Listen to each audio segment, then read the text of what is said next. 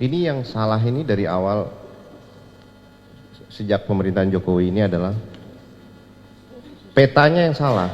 Jadi map yang ditaruh di atas mejanya Jokowi ini salah. Peta ini diajukan oleh para Taipan, ya. Mereka memberi gambaran situasi, ya kan?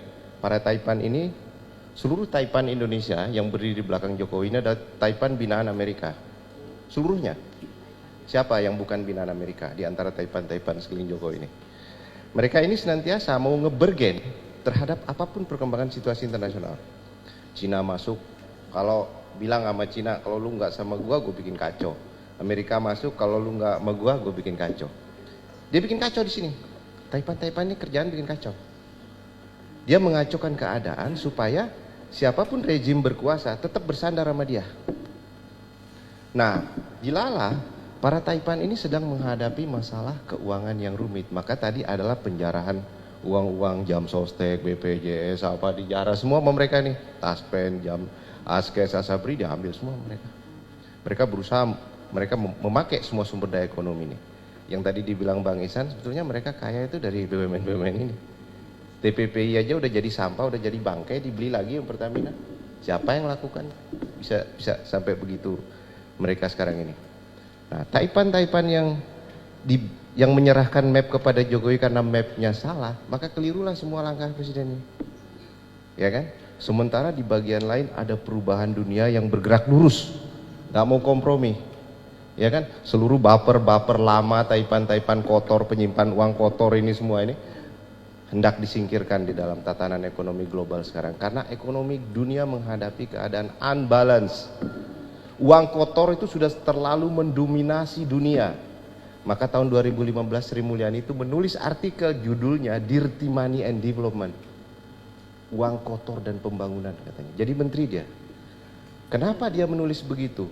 Kenapa beraninya seorang yang kemudian menjadi menteri, mantan Bank Dunia, direktur Bank Dunia, menulis uang kotor dan pembangunan? Uang kotor itu apa? Uang hasil drug, prostitusi, money laundry, kejahatan keuangan, macam-macam.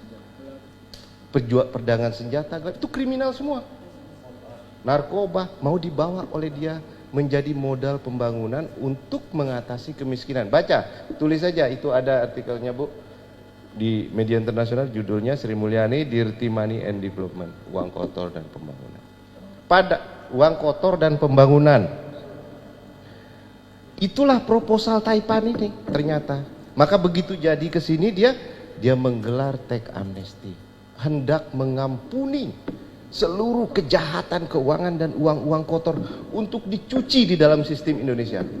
Tax amnesty itu adalah satu kegiatan pencucian uang oleh negara. Karena dia tidak mau tahu lagi asal usul uang dicuci oleh negara, jadi legal, masukin ke APB, bayar denda ke APBN, uangnya dikembalikan ke pemiliknya. Itulah proposal dia dan diterima. Ya kan? Tapi ternyata yang nggak ditolak oleh internasional. Nggak mau uang masuk, katanya janji 10.000 triliun masuk, nggak mau. Karena uang ini sedang dihadapkan oleh gerak lurus perubahan. Namanya transparansi, ICT, Automatic Exchange Information, dan satu lagi, adanya mekanisme pertukaran informasi keuangan yang didasarkan pada pemidanaan kasus kejahatan keuangan seluruh dunia sekarang sedang berlangsung. Namanya MLA, Mutual Legal Assistance. Akhirnya tanda tangani juga terpaksa oleh Jokowi 2018.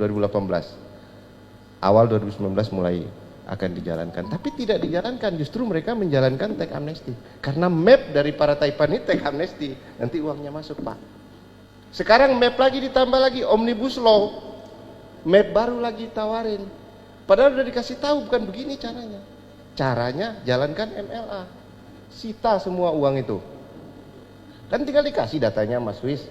Sudah ditandatangani lagi. Apa yang ditandatangani Jokowi kalau bukan tentang data-data itu? Pertukaran itu yang ditandatangani Menkumham. Pertukaran informasi berbasis informasi kejahatan keuangan berbasis pemidanaan kasus kejahatan keuangan. Jadi pidana dulu, makanya KPK bilang Samsul Nur Salim akan kita adili dengan MLA.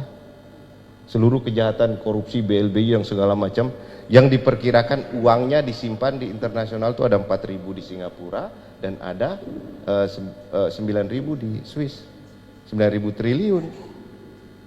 Jalannya sudah ada untuk perubahan, tapi Jokowi memakai peta para Taipan, mengampuni kejahatan keuangan mereka, memberi konsensus sumber daya alam lebih jauh lagi kepada mereka. Kalau mau ditanya jalan keluarnya, gampang Jokowi bikin jalan keluar.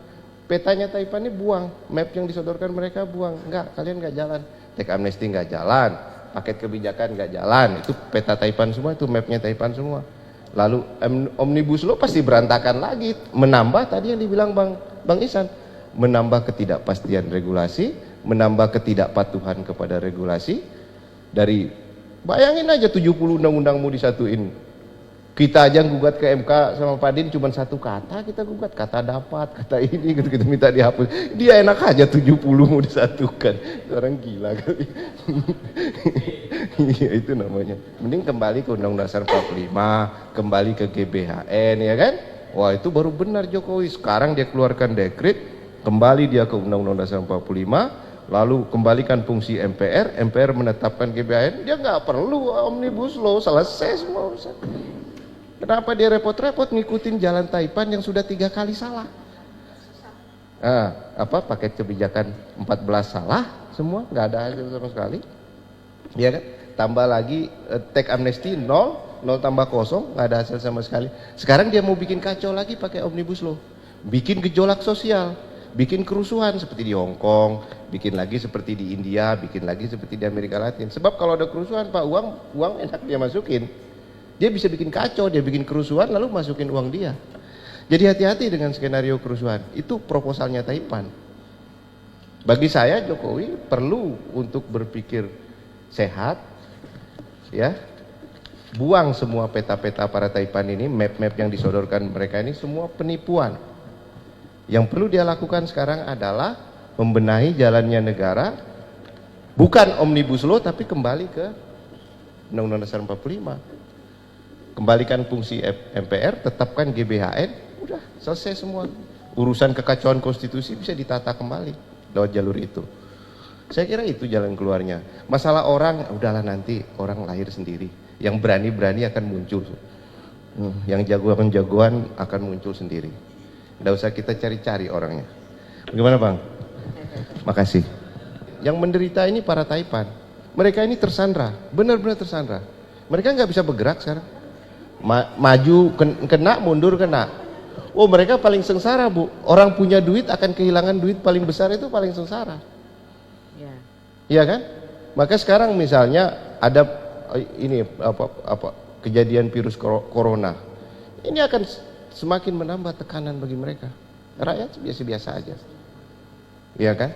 Yang paling menderita sekarang di era-era pembersihan seluruh kejahatan keuangan secara internasional ini adalah mereka, karena mereka akan kehilangan posisinya sebagai baper politik, habis, dipermalukan, bisa dipenjara, bisa dipidana, bisa diadili, bisa masuk bui. Kalau mereka semua ini masuk bui, selamat bangsa kita. Kita bisa kembalikan semua kekayaan yang digarong dari sejak pemerintahan Orde Baru sampai dengan saat ini. Pakai mutual legal assistance, pertukaran informasi keuangan berbasis pemidanaan kasus kejahatan keuangan yang dilakukan selama berpuluh-puluh tahun di Indonesia. Selesai masalah. Jadi nggak usah khawatir dengan proposal ini.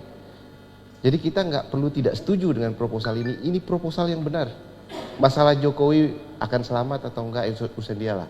Kalau dia bagus, kembali mengabdi, kembali berpijak kepada Pancasila, kembali kepada spirit pembukaan Undang-Undang 45, insya Allah Jokowi selamat. Tapi kalau dia menyimpang terus, pakai petanya Taipan terus, ya nggak selamat. Dipermalukan nanti sama keadaan ini.